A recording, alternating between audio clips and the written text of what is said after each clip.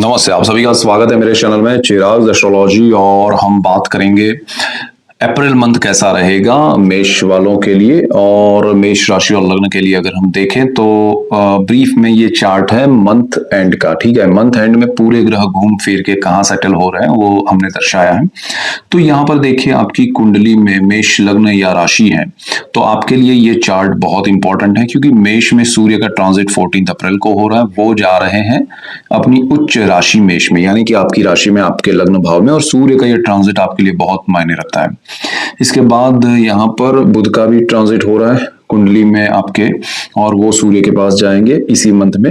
और वो मंथ के एंड में, मतलब 30 तारीख को जा रहे हैं, लेकिन उससे पहले वो मीन में रहेंगे अपनी नीच राशि में। और मीन तक सूर्य शनि की युति जो है वो भी आपको इफेक्ट करेगी आपके 12th हाउस में, मीन राशि में। गुरु जो है वो अपनी उसी राशि में मिथुन में है और वो मार्गी हो चुके हैं। दूसरी तरफ आपके ये जो वीनस है, शुक्र महाराज है, वो ट्रांजिट कर रहे हैं वृषभ में मंथ एंड तक। तो उससे पहले वो मेष में है, ठीक है, सूर्य के साथ हैं, फिर वो मिड ऑफ मंथ में ट्रांजिट कर जाएंगे और वो वृषभ में अपनी राशि में चले जाएंगे अपने घर में।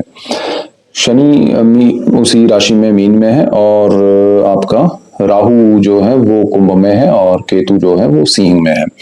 तो क्या होगा, देखिए आपके लिए बहुत इंपॉर्टेंट है। मैं हर बार हर वीडियो में कहता रहा हूं कि बड़े निर्णय लेने से बचिए या सोच के लीजिए, क्योंकि ये स्थितियां जो है वर्ल्ड लेवल पे, जो ग्रहों की स्थिति है उसका मैंने अलग से वीडियो भी दिया है, तो वो भी अगर आपने नहीं देखा है तो देखिएगा।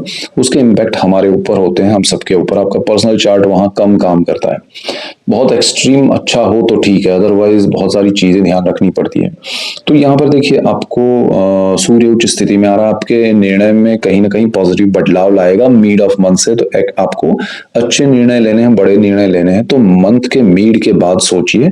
जब सूर्य आपकी राशि में उच्च स्थिति में आ जाए, आप पॉजिटिविटी फील करेंगे, आप सही दिशा में निर्णय लेने के लिए सोच पाएंगे और आपको उसका लाभ भी होगा। शुक्र जो है वो आपको आपकी राशि में और फिर वृषभ में अपने घर में सेकंड हाउस में, तो परिवार का support through out the month आपको मिल सकता है, आपके लिए पॉजिटिव टाइम है।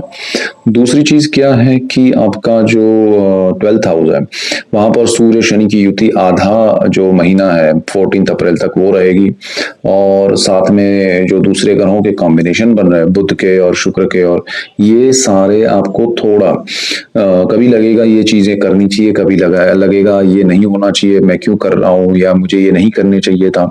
तो वो डिलेमा रहेगा। लेकिन मिड ऑफ मंथ में सूर्य को एक बार निकल जाने दीजिए, फिर वो क्लैरिटी आ जाएगी कि भाई ये करना चाहिए, ये नहीं करना चाहिए। शनि जो है वो यहाँ पर 12th हाउस में है। आपके खर्च करने की इच्छा तो बहुत होगी, लेकिन वो ब्रेक लगाएगा, आपको रोकेगा कि भाई मत करो, ये चीजें रिक्वायर्ड नहीं है, ये जरूरी नहीं है। तो आप उसमें अपने हिसाब से चल सकते हैं। अगर आप शनि को फॉलो करेंगे तो आपको बेनिफिट होगा। बिना वजह का विदेश की यात्राएं या विदेश को लेके, वैसे विदेश यात्रा को लेके तो अभी बहुत ज्यादा ज्यादा सोच के करना चाहिए। अगर आप विदेश में हैं तो आपको जरूरी हो तो ही ट्रैवल कीजिए, अदरवाइज रिक्वायर्ड नहीं है। तो बिकॉज यहाँ पर सूर्य शनि की युति इंडिकेशन मिड ऑफ मंथ तक तो सीधा सीधा ये कह रही है कि भाई कुछ मत कीजिए, आप कहीं जहां है वहां रहिए। राहु जो है वो 11th हाउस में है, केतु पंचम भाव में है। राहु आपके सोर्स ऑफ इनकम में कुछ बदलाव करने की कोशिश कर रहा है, जो शायद ही फेवरेबल है, तो उसमें जरा ध्यान रख के चलिएगा।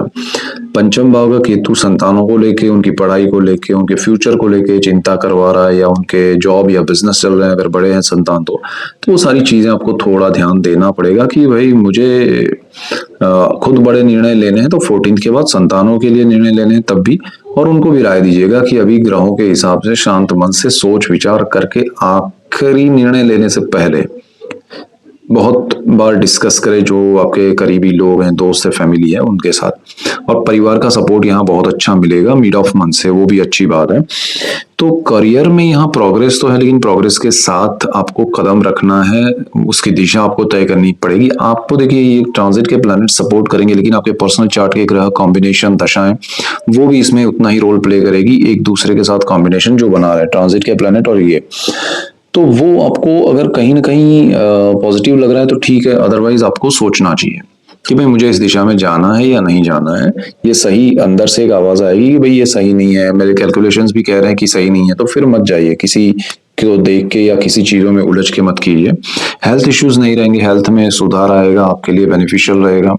आपको लाइफ पार्टनर जो है उनसे थोड़ा अच्छा रहेगा, बट मिड ऑफ मंथ के बाद जब सूर्य उच्च स्थिति में आएंगे तब आपको प्रॉब्लम आएगा, क्योंकि वो स्ट्रेसफुल हो सकता है। बिकॉज सूर्य जो है वो मेष में आएंगे तो आपके 7th हाउस पे दृष्टि करेंगे, नीचे दृष्टि होगी, तो उसका मालिक शुक्र है वो अच्छी स्थिति में, तो वो मिड ऑफ मंथ से अच्छा है। तो आपके लिए क्या है कि जो चीजें सूर्य नेगेटिव कर रहा है आपके 7th हाउस को लेके, वही शुक्र पॉजिटिव करेगा, तो बैलेंस बना रहेगा, लेकिन आपको उसमें ज्यादा इन्वॉल्वमेंट रख के उलझना नहीं है। मेष वालों को जैसे 4th हाउस और 10th हाउस की बात करें, माता पिता की बात करें, तो उनके लिए ठीक है, उनको कोई ज्यादा आपको प्रॉब्लम या स्ट्रेस नहीं है आपको उनकी वजह से या उनको आपकी वजह से। लेकिन अगर आप प्रॉपर्टी परचेज करना चाहते हैं, घर लेना चाहते हैं, तो थोड़ा उसको देखिएगा, उसमें क्या वास्तु स्थिति है, क्या उसके डॉक्यूमेंटेशन है, क्योंकि आपका चंद्र जो है वो ट्रांजिट में रहता है, और वो जब भी शनि चंद्र या शनि राहु चंद्र या ऐसे कॉम्बिनेशन में आ रहा है जिन दिनों में, उस टाइम पे आप अगर प्रॉपर्टी देखते हैं या वो प्रॉपर्टी आपको जब मिलेगी तो वो उतनी शायद अच्छे वास्तु वाली ना हो, तो वो जरा ध्यान रखना है।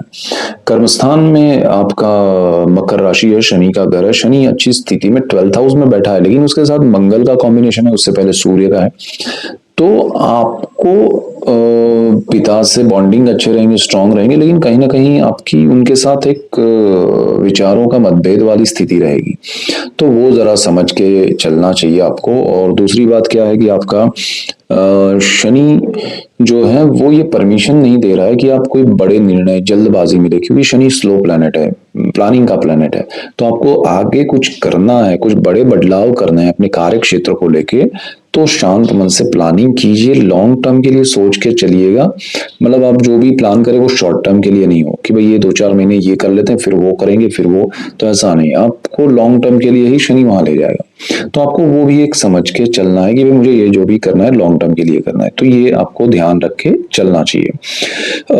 आपका जो छठा भाव है जहां पर 6 नंबर लिखा है, उसका मालिक बुध है, वो ट्रैवल कर रहा है थ्रू आउट द मंथ, तो वो कॉम्बिनेशन जो बना रहा है वो ये इंडिकेशन दे रहा है कि भाई छठा भाव जो है वो रोग ऋण शत्रु का है, जॉब का है, तो उसमें आपको कोई बड़े नेगेटिव नहीं है, लेकिन छोटी छोटी बातों को लेके एंजाइटी होना या गुस्सा होना या समझ में नहीं आएगा आपका खुद का बिहेवियर आपको, तो वो थोड़ा ध्यान रखिए कि भाई नॉर्मल चीजों को आप एक्सट्रीम वे में ट्रीट करे या उसको रिएक्ट करे, वो जरा ना हो। और आपका ये जो बुध है वो आपका गुरु जहां बैठा है थर्ड हाउस में, 3 नंबर जहां लिखा है, उसका भी मालिक है, साहस पराक्रम में सपोर्ट कर रहा है, कैलकुलेटिव मूव होगा तो बहुत अच्छा रहेगा। और जो लोग मीडिया में है, एंटरटेनमेंट इंडस्ट्री में है, जो लोग HR में है, कम्युनिकेशन में है, पब्लिक रिलेशन में है, वहां बहुत अच्छा रिजल्ट मिलेगा आपको ये मंथ में, तो बहुत अच्छे समय का संयोग है, उसका बेनिफिट लीजिएगा तो आपको बहुत लाभ होगा। और दूसरी चीज क्या है कि आपका अष्टम भाव जो है पैतृक संपत्ति का, उसका मालिक जो है वो मंगल है, वो राहु के पास है, फिर वो 2 अप्रैल को ट्रांजिट कर जाएगा, शनि के पास जाएगा, और थ्रू आउट द मंथ वहां रहकर मंगल शनि की युति बनेगी, तो वो भी थोड़ा ध्यान देने लायक समय है। अगर आप कुछ प्लान कर रहे हैं तो सारी चीजें सिर्फ अपने आपको रख के मत सोचिएगा, दुनिया के लेवल पे क्या चल रहा है उसको देख के भी कीजिएगा। और विदेश में जो लोग रहते हैं या जाना चाहते हैं, क्योंकि विदेश के भाव में ही आपके यहाँ सारी चीजें हो रही है आपके कुंडली में, तो वो जरा ध्यान रखिएगा। थर्ड हाउस का जुपिटर आपको सही दिशा में साहस करने में हेल्प करेगा, ब्रदर सिस्टर का सपोर्ट मिलेगा, तो ओवरऑल समय संभल कर चलने जैसा है, लेकिन नेगेटिव नहीं है, तो वो चीज आपको ध्यान रखनी है। सो ये मेन पॉइंट्स है आपके लिए, और ऐसे ही डिटेल वीडियोस लेके आ रहा हूं मैं आपके लिए।